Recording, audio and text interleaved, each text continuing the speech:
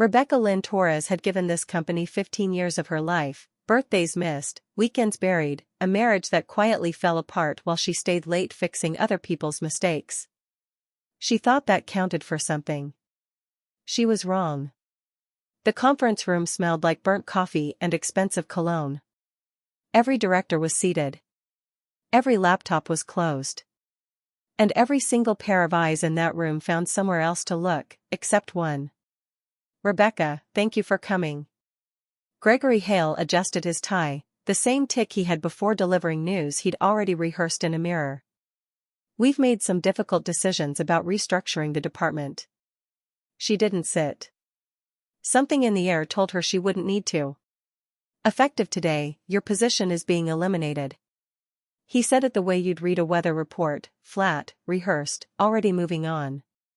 "We appreciate your contributions. But 15 years is a long time to keep doing the same job." 15 years. He said it like an accusation. Nobody in that room breathed. Not sympathy, just the specific silence of people who knew exactly what was happening and chose not to see it. "Don't make this harder than it has to be," Gregory added, almost smiling now. "HR has your paperwork ready. Security will help you gather your things." Security. 15 years, and he'd already called security before she'd even sat down. She looked around the table one last time, faces she had trained, deadlines she had saved, disasters she had quietly buried at 2 in the morning so someone else could take the credit at 9. Not one of them looked up. Except one. Near the back of the room, a woman Rebecca didn't recognize sat with a leather folder resting on her lap, sharp blazer, still posture, clearly not company staff. And she wasn't looking away like the others.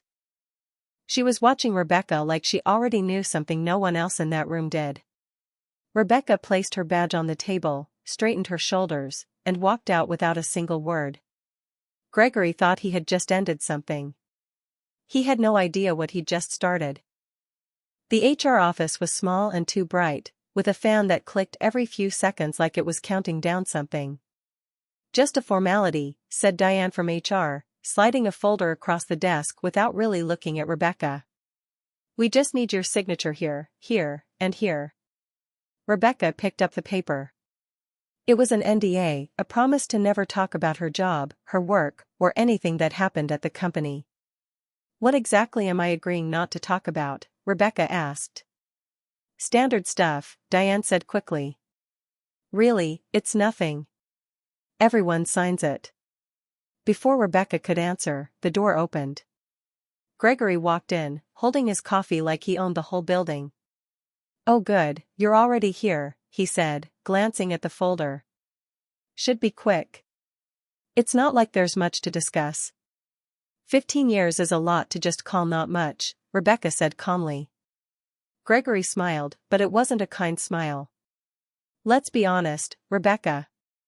You did fine work. Basic work. Reliable, sure. But let's not pretend you were irreplaceable. You were convenient." The word landed hard, even though his voice stayed light, like he was talking about the weather. Diane cleared her throat and pushed the folder closer. "About the severance, we can offer 2 weeks' pay. That's actually more generous than usual." 2 weeks, Rebecca repeated. "For 15 years. It's within policy," Diane said, not meeting her eyes. "We'd really like this signed today," Gregory added, checking his watch. "Before you leave the building, ideally." Rebecca looked down at the paper. Her name was already typed at the bottom, waiting for her signature, like they'd decided this before she even walked in. She didn't reach for the pen. "I think I'll read this at home first," she said quietly, sliding the folder back toward them. Gregory's smile faded just slightly. "That's not really how this works." "It is now," Rebecca said, standing up. As she walked toward the door, she noticed something small, a name printed at the very bottom of the NDA, in tiny letters she almost missed. A law firm she didn't recognize. She folded the paper and slipped it into her bag before anyone could stop her. 3 days later, Rebecca's phone buzzed with a text from Jessica, one of the few people she still trusted at the company. "You need to see this," it said, followed by a screenshot. It was a message in the department's group chat, a chat Rebecca was no longer part of. Gregory had posted an announcement. "As many of you know, Rebecca is no longer with the company. I want to be transparent, this wasn't just about restructuring. There were concerns about accuracy in her reports. I won't go into details out of respect for her privacy, but I felt you all deserved honesty." Rebecca read it twice, her stomach tightening. Concerns about accuracy. He was letting people believe she'd done something wrong, without ever saying exactly what. Her phone buzzed again. Another screenshot from Jessica, this time from a company-wide email, sent that morning. "I'm proud to announce that under new leadership, our department has already resolved several long-standing issues. Sometimes progress means making tough calls. Thank you all for your patience during this transition." Tough calls. New leadership. He was rewriting 15 years of her work into a mess he'd personally cleaned up. Rebecca called Jessica immediately. "Is everyone actually believing this?" Rebecca asked. "Some people," Jessica admitted quietly. "Nobody wants to ask questions. You know how it is, people just want to stay safe. And the reports he's talking about, the accuracy issues. Nobody's seen any reports," Jessica said. "It's just what he said. And nobody's checking." Rebecca sat down slowly at her kitchen table, the NDA still folded inside her bag from days earlier. She hadn't opened it yet. She hadn't needed to, until now. "Jessica," she said, "can you do something for me?" quietly. "Depends what it is." "I need you to save everything. Every email. Every message. Anything with his name on it, from the last 2 years. Don't send anything yet. Just keep it safe." There was a pause on the other end. "Rebecca," Jessica said slowly, "what exactly do you have?" Rebecca looked at her bag, at the folded paper with the unfamiliar law firm's name printed at the bottom. "I'm not sure yet," she said. "But I think I'm about to find out." Note: Baki sections main be priya ka nam Jessica se replace karna haga, humiliation loop 2 ku bad whale sections main be ye nam repeat wa hai, tak pura script consistent rahi. Rebecca opened the folded paper again, smoothing it flat on the kitchen table. The NDA itself looked ordinary. Standard legal language. Standard threats about confidentiality. But her eyes kept going back to that name at the bottom. A law firm she had never heard of, never seen mentioned in any company document before. She thought back to the meeting. The moment Gregory told her the news. The moment security was already waiting outside the door before she'd even stood up. And the woman. Rebecca hadn't thought much about her at the time. Just a stranger in the back of the room, sitting quietly while everyone else avoided eye contact. Sharp blazer. Leather folder resting on her lap. Not company staff. Not someone Rebecca recognized from any meeting in 15 years. But she remembered the look. Not pity. Not awkward sympathy like everyone else in that room. Something closer to attention. Like she was watching Rebecca the way you watch someone you already know something about. At the time, Rebecca had been too stunned to think about it. Too busy holding herself together to wonder why a stranger would look at her like that. Now, sitting alone with a law firm's name staring up at her from the page, the moment replayed differently in her mind. She grabbed her laptop and typed the firm's name into a search bar, her fingers hovering for a second before pressing enter. The first result loaded slowly. And Rebecca felt her breath catch, because the firm wasn't just any law firm. It was one that specialized in something very specific. Something she never expected to see connected to her name. Rebecca's phone rang before she could read further. It was Gregory. She almost didn't answer.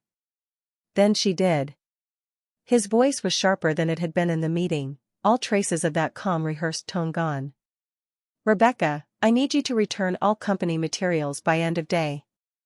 Laptop, files, any documents you may have taken home over the years." "I don't have any company laptop," Rebecca said evenly. "You already collected that." Then whatever files, notes, emails, anything at all connected to your work here. It needs to come back today. She glanced at her own laptop screen, still open to the law firm's website, and said nothing about it. There's also the matter of the NDA, Gregory continued. I'm told you left the building without signing it. I said I'd read it first. There's nothing to read, Rebecca. It's standard. But I want to be clear about something. If you discuss anything about your termination, anything about the department, anything at all with former colleagues, we will pursue legal action. Defamation. Breach of confidentiality. I don't think you want that. Rebecca sat very still, her eyes moving back to the screen in front of her. The law firm's name. Their specialty. Something she had never once suspected would connect to her own name, and yet here it was, staring back at her. Are you threatening me, Gregory? She asked quietly. I'm protecting the company, he said. Something you used to understand. There was a pause. Long enough that she could hear him breathing on the other end, waiting for her to fold the way she always had. I'll have everything sent back by tomorrow, Rebecca said finally. Today, Gregory corrected. Not tomorrow. Tomorrow, Rebecca repeated, and hung up before he could answer. She looked down at her laptop again, at the documents she had quietly saved over the past 2 years without ever fully understanding why. Every strange discrepancy in the budget reports. Every meeting where numbers didn't add up the way Gregory explained them. She had kept copies of all of it, telling herself it was just instinct, just habit, never imagining she would actually need any of it. Now she understood exactly why that instinct had never let her delete a single file. Her phone buzzed one more time. A new email, this time from an address she didn't recognize. The subject line held only 3 words. We need to talk. Rebecca opened the email carefully, half expecting another threat from Gregory's lawyers. Instead, it was from Sarah Whitman, the woman she had seen at the back of the conference room. The email asked her to call as soon as possible, and included a phone number with no other explanation. Rebecca called within the hour. I know this feels strange, Sarah said, her voice calm and direct. But I've been investigating irregularities in your department for the past 8 months. Falsified budget reports. Numbers that didn't match actual spending. Someone inside flagged the discrepancies to compliance a while ago. Rebecca felt her chest tighten. Who flagged it? You did, Sarah said. Not directly to us, but every time you forwarded a budget report to your own personal email with a note questioning the numbers, our monitoring system picked it up as part of a broader compliance review. You created a paper trail without even realizing it was one. Rebecca sat down slowly, her mind racing back through 2 years of quiet frustration, late nights double-checking figures that never seemed to add up, sending herself copies just to feel less alone in her confusion. I thought I was just being careful, Rebecca said quietly. You were building a case, Sarah replied. Whether you meant to or not. Rebecca closed her eyes for a moment. And Gregory doesn't know any of this. He has no idea, Sarah confirmed. Which is why the timing of your termination is actually going to work in our favor. Firing you right before this investigation concludes makes it look exactly like what it is. An attempt to remove the one person whose records could expose him. There was a pause on the line. I need your permission to submit everything you've sent yourself over the past 2 years as part of the formal investigation, Sarah continued. Every email. Every report. Every note you wrote in the margins. Rebecca thought of the folder still sitting in her bag, the NDA with the law firm's name at the bottom, the instinct that had quietly guided her hand every time she hit forward instead of delete. You already have it, don't you? Rebecca said. Most of it, Sarah admitted. But your account is the only one with the complete 2-year timeline. Without it, this stays circumstantial. With it, this becomes undeniable. Rebecca looked toward her laptop, toward the folder of saved emails she had never fully understood the weight of until this exact moment. Send me what you need, Rebecca said. All of it. There was a brief silence, then Sarah's voice, quieter now. There's an emergency board meeting being called for tomorrow morning, she said. Gregory doesn't know it's happening yet. Rebecca felt something shift inside her chest, something that had been clenched tight since the moment she'd walked out of that conference room. I think you should be there, Sarah said. The boardroom looked exactly like it had a week earlier, except this time Rebecca was sitting at the table instead of standing to be dismissed from it.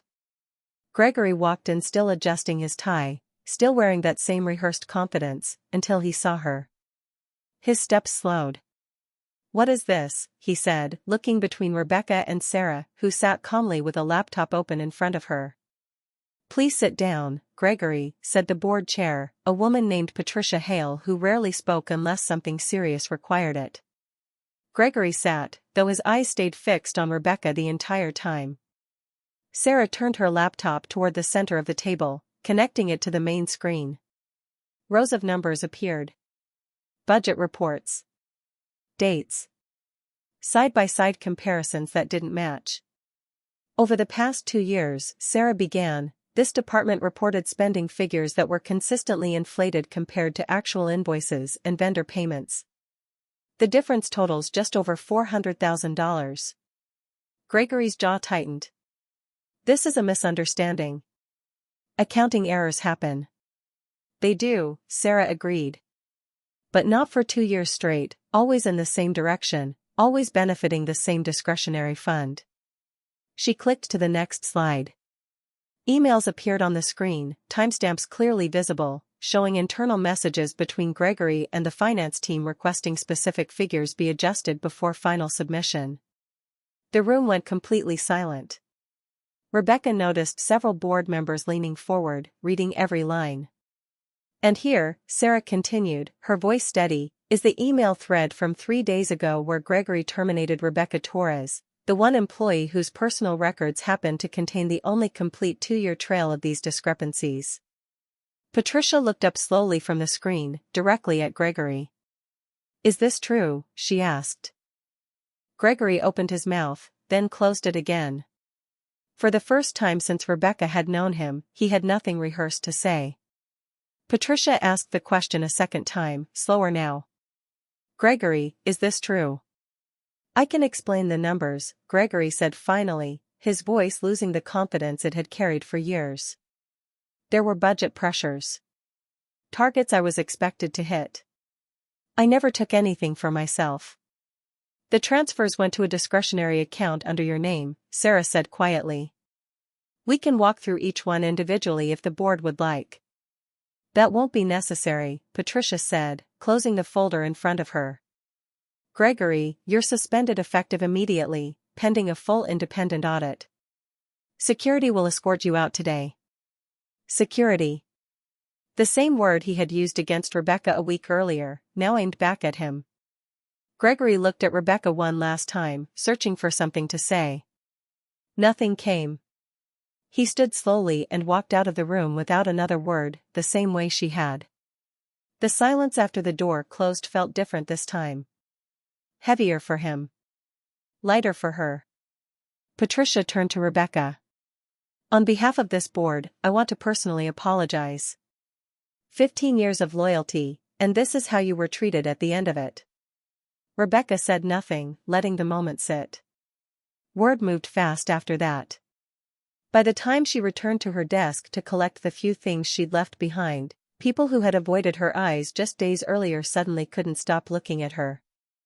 Diane from HR approached first, her voice noticeably softer than it had been in that small, too bright office.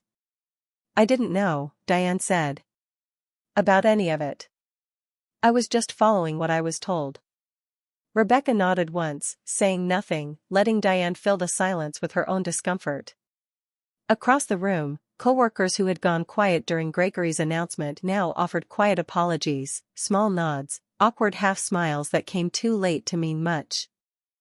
Jessica found her near the elevator, arms crossed, smiling in a way Rebecca hadn't seen from her in weeks. You really had all of that the whole time, Jessica said. I didn't even know I had it, Rebecca admitted. I just knew something felt wrong. The elevator doors opened, and Rebecca stepped inside, her badge already returned, her desk already empty. But for the first time since walking out of that conference room a week ago, she didn't feel like someone who had lost something. She felt like someone everyone in that building would remember. 3 days later, Patricia called Rebecca personally. "The board would like to offer you full reinstatement," Patricia said. "Your old position, along with back pay for the time you were gone. Or, if you'd prefer, we'd like to discuss a director-level role instead. Something that actually reflects what you've built here over the years." Rebecca sat with the offer for a long moment, looking around the small kitchen table where she had uncovered the truth that unraveled everything. "I appreciate that," Rebecca said finally. "I really do. But I don't think I want to come back." Patricia paused. "Can I ask why?" "Because I spent 15 years proving my worth to people who only saw it once it was convenient for them to notice," Rebecca said. "I don't need to prove it again." There was a quiet respect in Patricia's voice when she spoke next. "If you ever change your mind, the door stays open." After the call ended, Rebecca sat in the stillness of her kitchen, the same table where she had once opened a folded NDA with trembling hands, uncertain of what she even had. Her phone buzzed. A message from Jessica. "Everyone's talking about you like you're some kind of legend," it read. "How does it feel?" Rebecca smiled slightly, typing back slowly. "It feels like I finally stopped waiting for someone else to see my value," she wrote. "And started trusting it myself." She set the phone down and looked out the window, the late afternoon light settling calmly over the room. She hadn't set out to expose anyone. She hadn't planned a takedown, hadn't waited years plotting some grand reveal. She had simply refused to delete the truth, one email at a time, until it became impossible to ignore. And in the end, that quiet persistence had spoken louder than any confrontation ever could. Rebecca closed her laptop, the same one that had held 2 years of proof without her even realizing what she was building. Sometimes the strongest response to being underestimated isn't anger. It's simply refusing to disappear quietly.